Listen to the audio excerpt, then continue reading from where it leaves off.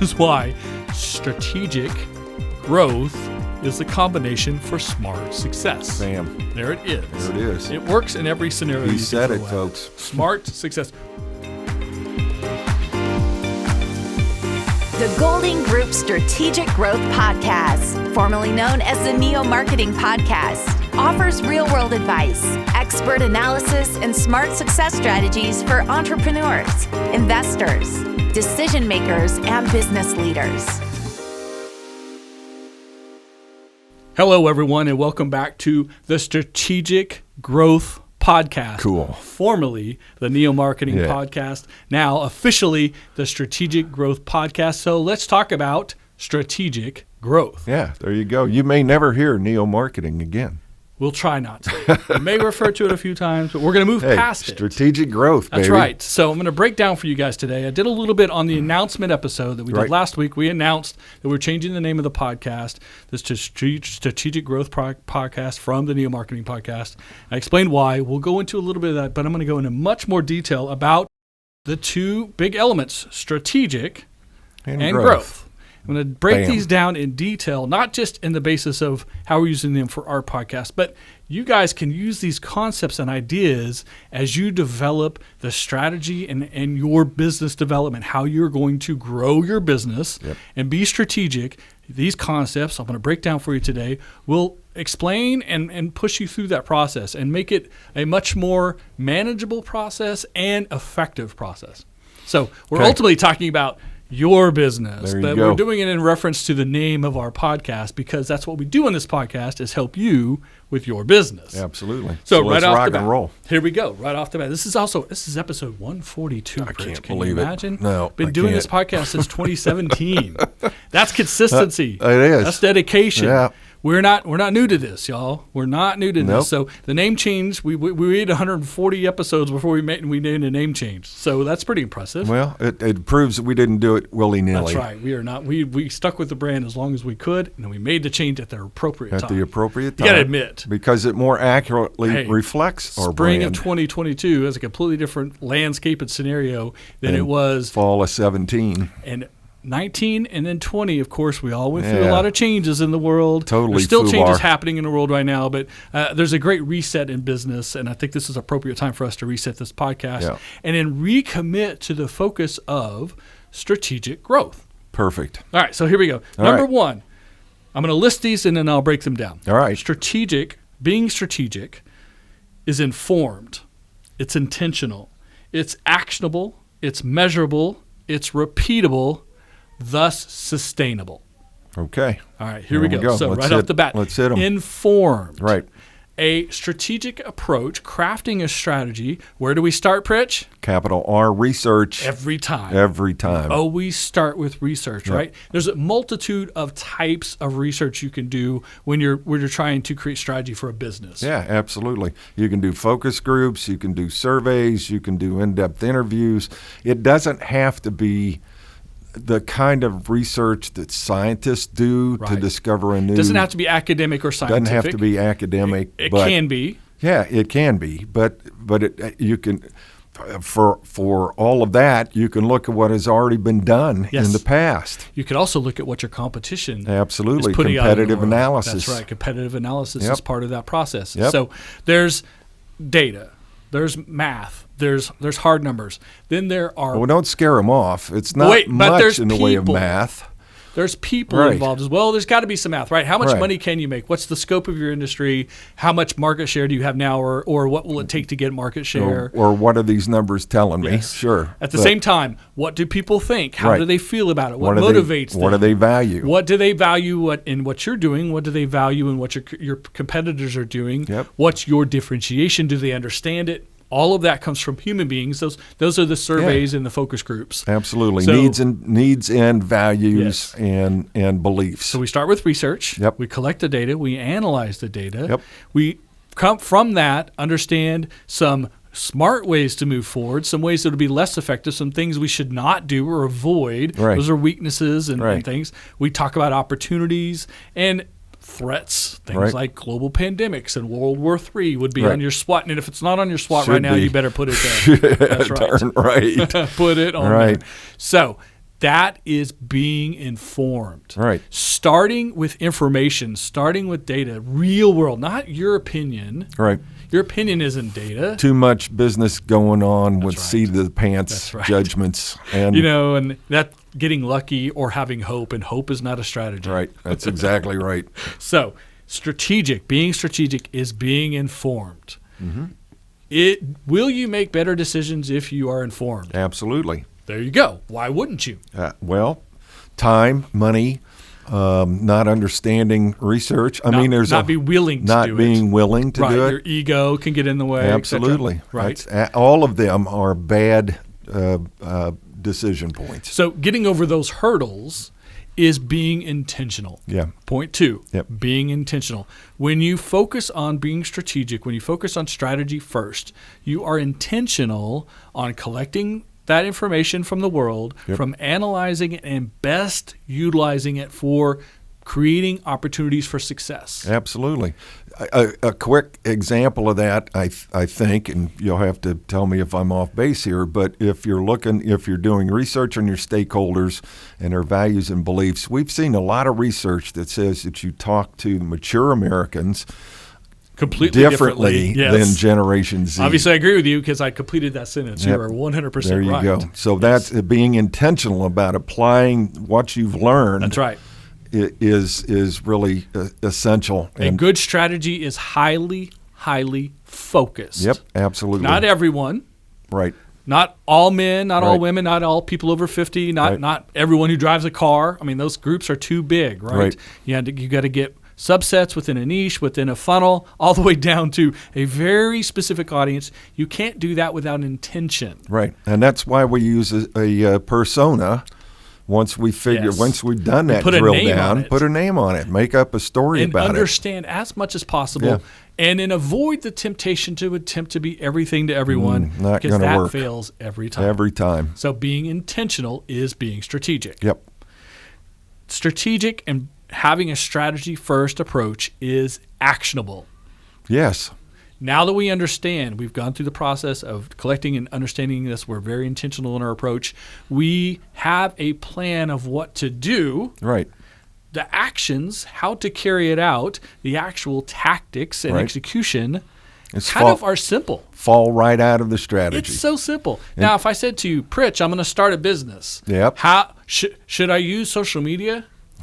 I don't know. Should I buy newspaper ads? Who are your stakeholders? What are you trying to do? What are you trying to achieve? Right? So many questions need to be answered. But now, when we've answered them, right?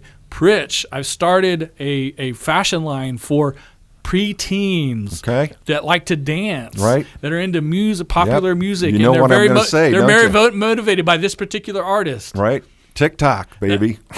How easy it became obvious and evident, the channels that would make more sense there from just 5 or 6 little facts about the persona that we're trying to. So a strategic if you're trying approach, to pitch that same fashion line to somebody who's over 65, over 25.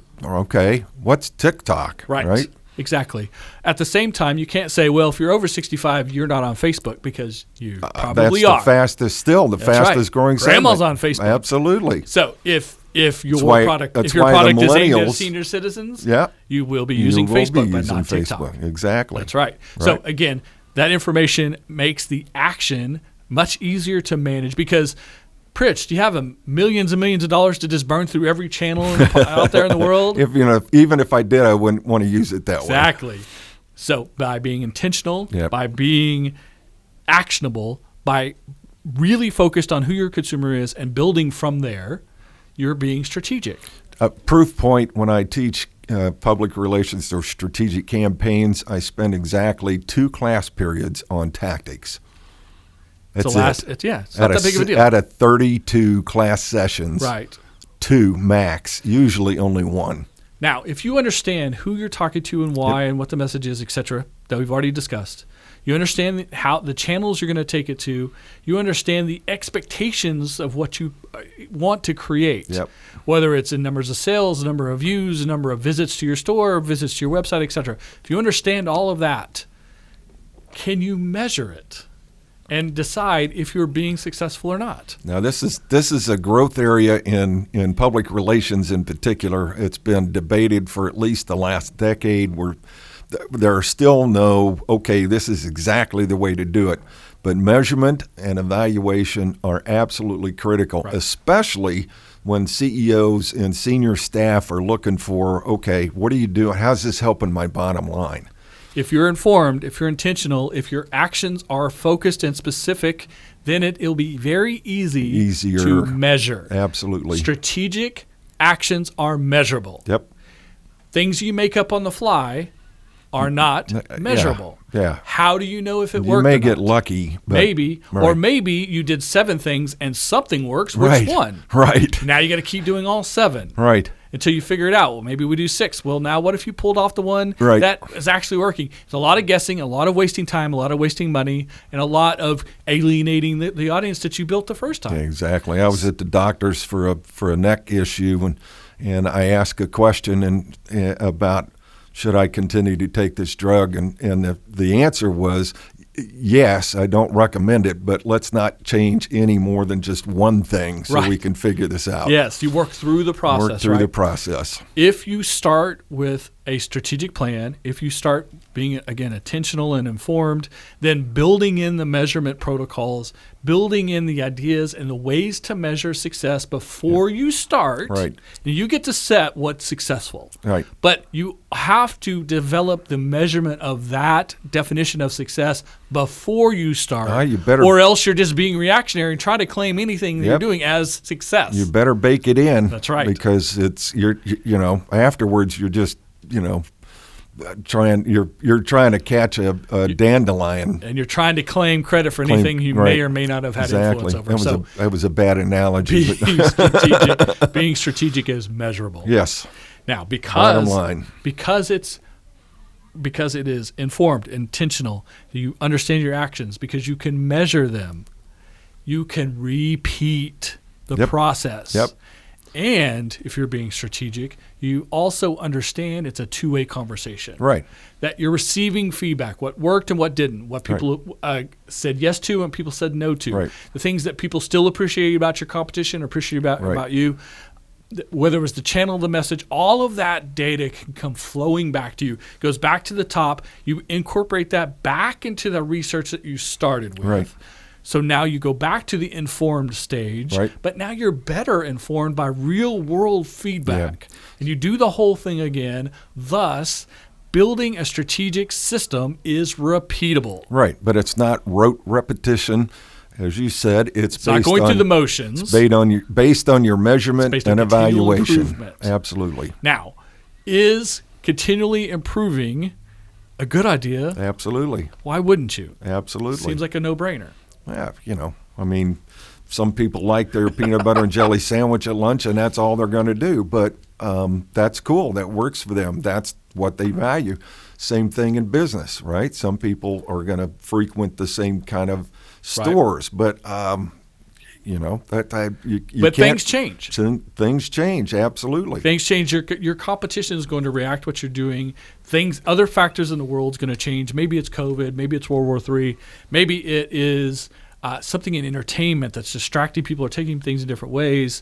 Maybe it's a misunderstanding of the terminology you're using. All of these things can feed into we can do better, and we can do better, and we can do better. Yep. It's those conversations when you talk about the greatest of all time. You talk about Michael Jordan, Kobe Bryant, Tom Brady. They all started off as rookies. Right. So they all started off like they sucked day one. Right. They all got cut from their high school or junior high teams. Oh, yeah, absolutely. Tom Brady was picked like 6th round or something like that. He wasn't a first-round draft choice. Now, Jordan and Kobe were, but Jordan went to college. Kobe came straight out of high school. They had setbacks before they became, and even the day they got into the league, they weren't the GOAT. Right. They had potential, but they weren't the GOAT, right? So they continually built upon their skill sets, their process, the way they did things, along with working with their team members and their coaches, et cetera, as well. But the greatest of all time, Kobe Bryant's a great example. The day that he retired, he was in the gym 4 hours before the game. Right. Practicing. Tom Brady stayed retired for like 4 weeks. Yeah. He came right back out because his whole life was the routine, the process, the system he built for being at peak performance level as a quarterback. Right. So continual repeat with continual improvement can take you to astronomical levels of success. Right. Doing the same thing over and over again gets you nowhere. Right. In fact, isn't that the definition of insanity? Insanity. John Wooden said it really well. Okay, great coach. If you Great fail mentor. to adapt, you fail to move forward. There you go. From one of the greatest coaches of all time, multiple national championships in a row, dominated NCAA basketball at UCLA. Lots of leadership books. There you go. People need to listen to John Wooden. Repeatable makes it something that continually improve. A little bit of success creates bigger success, and then eventually you can become the big player where you're pushing other people out of their space. And you're moving forward. Yes. The whole time. That repeatable system is sustainable. Absolutely. Once you get to a level of sustainability, once you understand who you are, your product offering, your audience, your place your position in the industry, your all of those things, and you're repeating and you're getting better, and now you're not getting better 50% every time, you're getting better 0.5% every time, 1% better every time, 2% better every time. Incrementally. Yep. But you're continually doing it, and you're able to adjust when things go sideways. When the whole world shuts down for a pandemic, you can adjust because your systems inform you really well. Right. All of that makes a sustainable business model.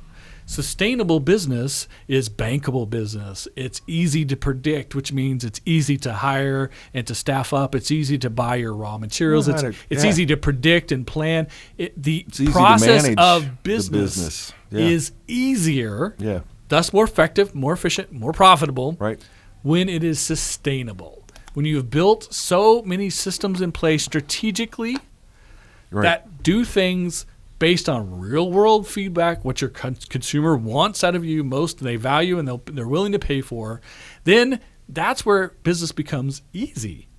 Who wouldn't want that? Right. Okay. Being strategic, having a strategic plan, being strategic from the beginning is informed, is intentional, is actionable, is measurable, is repeatable, and is sustainable. When you gain a level of sustainability, you are in a perfect position for any business. Absolutely. So the second half of the conversation. Yeah. Growth. Okay. Anything wrong with growth? It depends. If your belly's growing, then that's not good. Man, making fun of my beer belly. No. Rich. No. I'm on a mission. Okay. So much like before, I'm going to give you the elements, and then I'm going to break them all down for you. Growth is expanding, improving, moving in the right direction. If you're not growing, it's bad. We'll discuss that in a minute. Growth happens after contraction or with growth. You can grow in reaction. Expansion or contraction. That's right. And every aspect of growth that we're talking about, outside of the growing in the wrong place at the wrong time for the wrong reasons, that's the only negative. Everything else is positive when it comes to growth. Yeah. Businesses have to grow or they're going in the wrong direction. Businesses have to be profitable or they ultimately will fail. We've said that on this podcast many times before. No matter what the name of the podcast is, the theme is your business must be profitable. Don't let people tell you that profitability is a bad thing, because every business also has ebbs and flows. It has ups and downs. It has times when you're growing and times when you are not growing. You have to be able to start growing again, but those down times will rely on your profitability when things are going well. When you're on the high, you have to put that money away in profit in order to survive when you're down in the valley again. How you grow back out of that dip is part of the process. So right back to the top. Growing is expanding. Okay.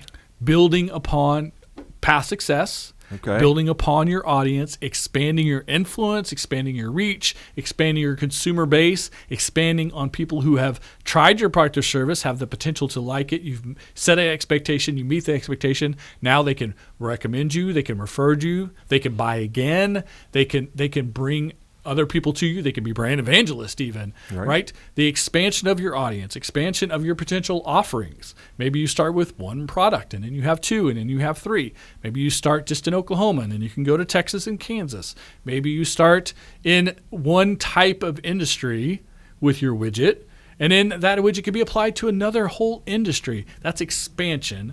Okay. That's growth. All right. You can also grow up or out. Okay. You could grow from the base that you've already established. Much like a plant, right? Think of a plant, it starts as a seed and it starts to put roots down because, like being strategic before, you have to put things in place, right? So you put the roots down so that you are intentional in your ability to grow. Then when that seed starts to grow up through the dirt and into the sunshine, right? It grows up, but it also grows out. As long as the base is correct, as long as the roots are solid, as long as it's done intentionally in the right way, growing has the ability to go out of the dirt into the sunshine, into the water, into the rain, into the wind, into pollination, into the bees, all those things that plant needs to get to in order to grow to the big giant beanstalk that it wants to be. Well, I'm going to add I hope a small caveat to that. Okay. And that is, and I'll use your plant analogy.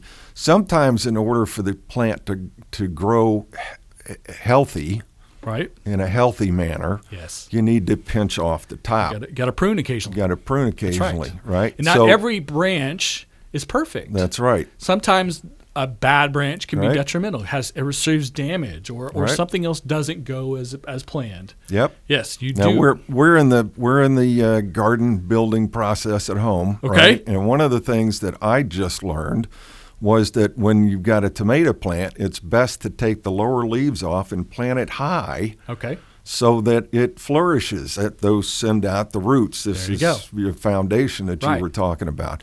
But it's subtracting those distracting things. Right.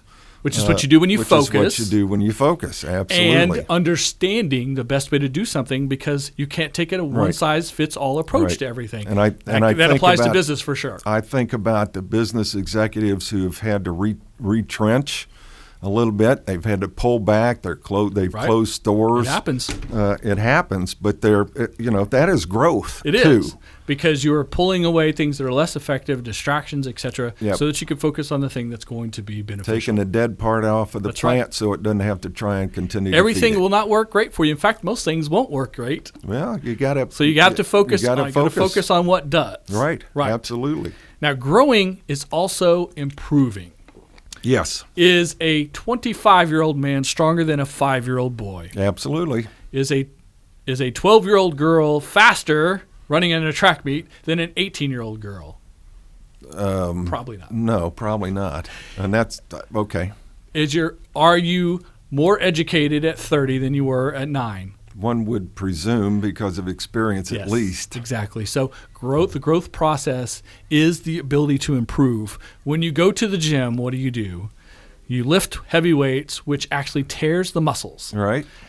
When the muscles recover, they repair bigger. They've expanded. Stronger. Right. That's right. So building on them, using the muscles will allow you to expand on it or improve upon the muscular that system that you have, thus improving the muscles you have. So enough weightlifting, enough training will make better, more efficient, more effective muscles in your system that you can use athletically. So back to the plant analogy, improving the yield of one tomato plant is oftentimes more productive than planting 10 more tomato plants and not doing anything. Now, when you're growing your business, you are moving it in the right direction. Right. When you're not moving in the right direction, you're going backwards. You're going backwards. You're failing. You're contracting. Or at the very least, you're being stagnant. Sitting still. Yep. I said earlier, businesses must be growing at all times. If you are stagnant, things start to rot. Yep. If you're moving in the wrong direction, you will eventually put yourself in a position you can't recover from. Yep. So you need to be going in the right direction as much as possible. It can't be, no one's ever gotten something to grow 100% perfect every time, all the time. There's ebbs and valleys. There's the ebb and flow we talked about earlier, peaks and valleys, all those things happen. But moving in the right direction takes you out of the valley and back up to the peak. And you use profitability and things of that nature. But a growth process, a attitude of growth, a system, an ability to grow will grow you out of the valley to the peak. Right. So you're from the downside to the upside. Then you want to stay up there as high as you can go and keep going because you keep growing because you keep moving in the right direction. So growth, anytime you're growing, even if it is small, even if it is minute growth, you're by definition not being stagnant and not detracting or going in the wrong direction. Backwards. Anytime you're moving forward, you're not moving backwards and you're not sitting still. That movement forward is positive for business, no matter how big or small it is. Now, by human nature, we all want to see huge changes, improvements, right? Most of the time, though, it's incremental. And so you have to be a little bit patient. Yes, you have to be a whole lot patient. That's why you also have to understand when you create some profitability, don't go crazy with it because you need it in the future because you will contract again a little bit. And believe it or not, you can grow too fast. Yes, you can. Absolutely. You can absolutely kill a business if it grows too fast, immediate, overnight. If you're going from fulfilling 10 orders a week and then Oprah throws you out on her best of show and you get 1 million orders, you're going to fail to deliver the vast majority of those 1 million orders, which will then you haven't met the expectation of the consumer and they don't give you a second chance. They just say they're not good at this.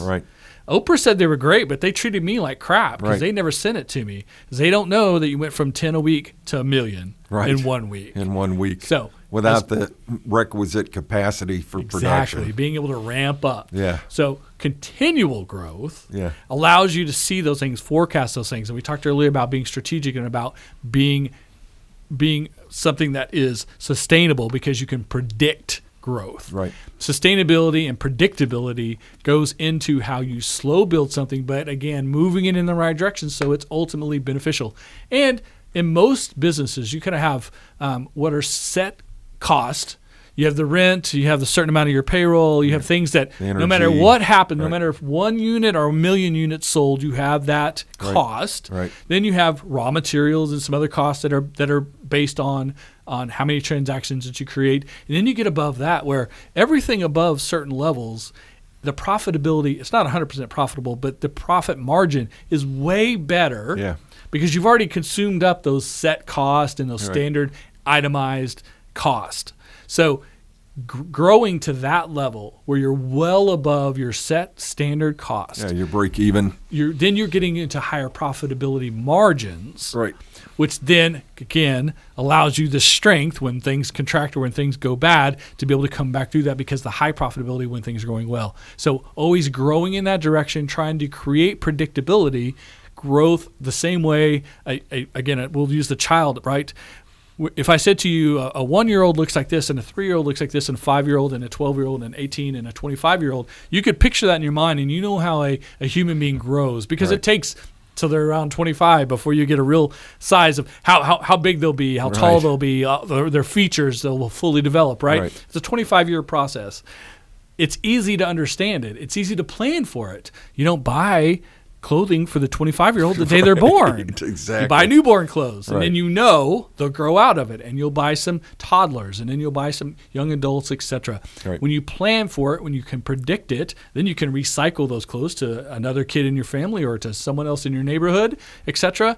When you have a plan, when you have predictability, when you have sustainability, when you grow in those directions with an idea of how you're growing and how you're going to control the growth and lean into the growth, then decision-making becomes easy again. It becomes a lot more simple. Because it's predictable. Yep, absolutely. Right? Now, growth is always good. We're trying to always be growing. But sometimes you have backslides. Sometimes you contract. To move from contraction or stagnation back forward again is in itself a growth process. Absolutely. Doesn't happen by accident. Doesn't happen kind of overnight. But it's a growth process. You don't have to panic. You don't have to change anything. You don't have to go and immediately do something radical. Grow the business out of the stagnation or out of the contraction back to where you want to be. And then that momentum that you can create with that growth can take you to a higher level. You go back out of that valley into the peak. Oh, but wait. There's another stage where research is important too. 100%. How did we get to declining? What took us the wrong direction. What changes are necessary based on our real world, not just our gut process.